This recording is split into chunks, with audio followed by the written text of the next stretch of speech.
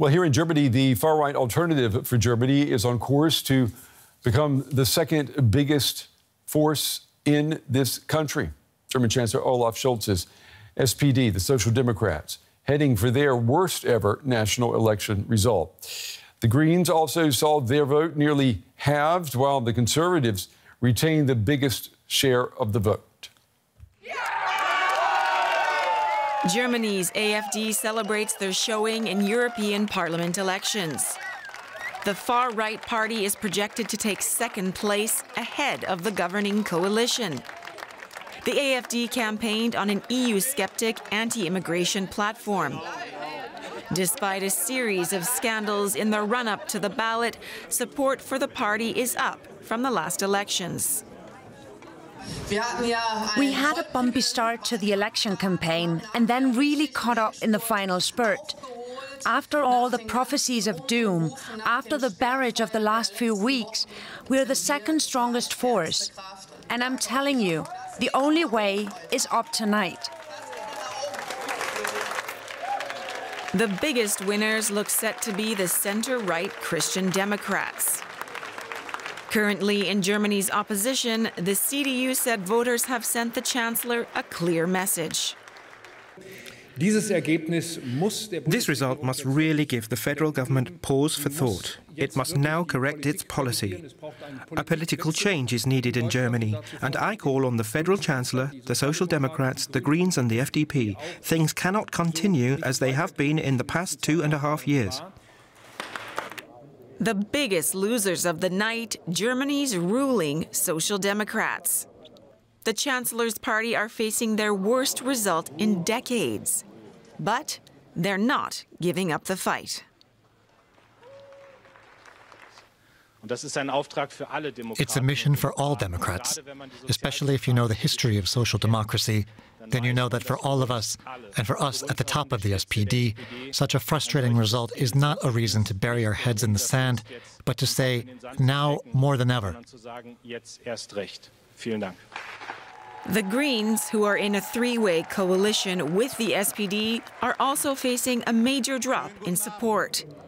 The stage has now been set for key regional elections in several German states, where the far right is also expected to make gains. Our political correspondent Matthew Moore, he is at Germany's far-right Alternative for Germany party headquarters here in Berlin. Matthew, I can assume the mood there is maybe the exact opposite of what we're seeing at the Greens. What's it like? Yeah, Brent, I can't compare, but I will say the mood here is very different. They're in high spirits. They feel really quite pleased with this result, unexpectedly to do better than some polls were suggesting, to do frankly better than some people in the party had thought they would do, given that they kind of really, a bumpy campaign basically. They had a difficult campaign because there was a lot of scandal around leading figures, but they say tonight they're vindicated. Their message to voters, their tough line on migration, their tough line on taking back powers from Brussels, and their tough line, frankly, on the Ukraine war. They basically believe that Germany should stop sending weapons to Ukraine and should really push for diplomacy with Vladimir Putin. And all of that, they say, is vindication for their platform, but also fundamentally they say that it is a judgment on the coalition, and they say that they are the beneficiaries of people being fed up with the coalition parties. And as we say, like, they've done 5% more than they've got 5% more than they had in 2019, and they're feeling really good about themselves. I had a chance to speak to one of the prominent faces of the party, Beatrix von Storck, and I asked her for her assessment, and we can take a listen now. AfD is a very strong party. We are increasing, even though we had a difficult campaign. Still, we are coming out as number 2. We're stronger than the party of the Chancellor.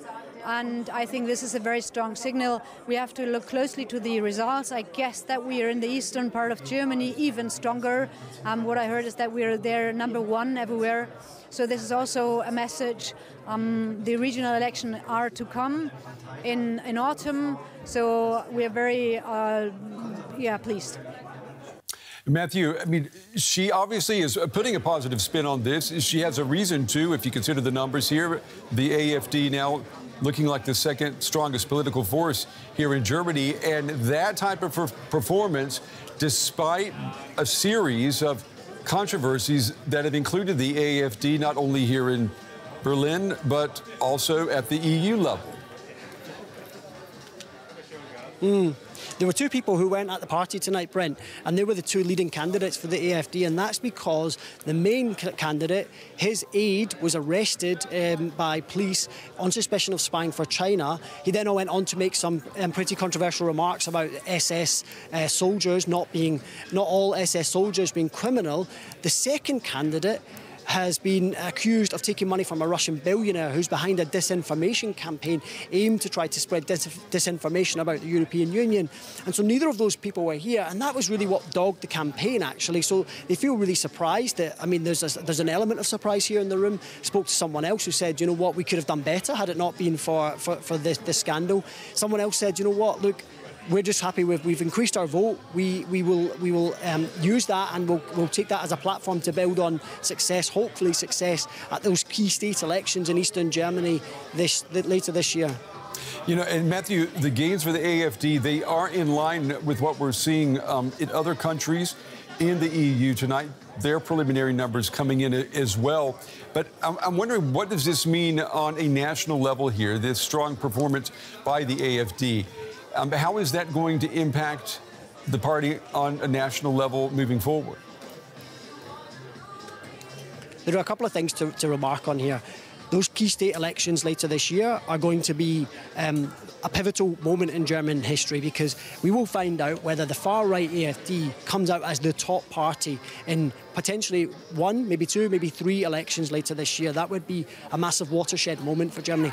Then you've got national elections next year, and basically if the AfD can continue to build on its success, it kind of negates, or it kind of erodes this kind of cordon sanitaire that parties have around the AfD. And also it means more money for the party. They can build on that, and they can get their message to younger voters. We've seen tonight that they are the second top favourite party among 16 to 24-year-olds in Germany. And that's because of their profound success on TikTok. And ultimately what they're doing is they're going straight to the users, straight to the voters. They're cutting, a lot of the time they're cutting out the media with their message, and it's proving successful. At least tonight we've seen that they've managed to build on their vote from last time around. So very much like feeling optimistic here in the AfD, this party tonight, especially about their chances with those state elections later this year. But fundamentally their eye is on the national elections next year, and they feel like they've got a gust of wind in their sails after tonight's result.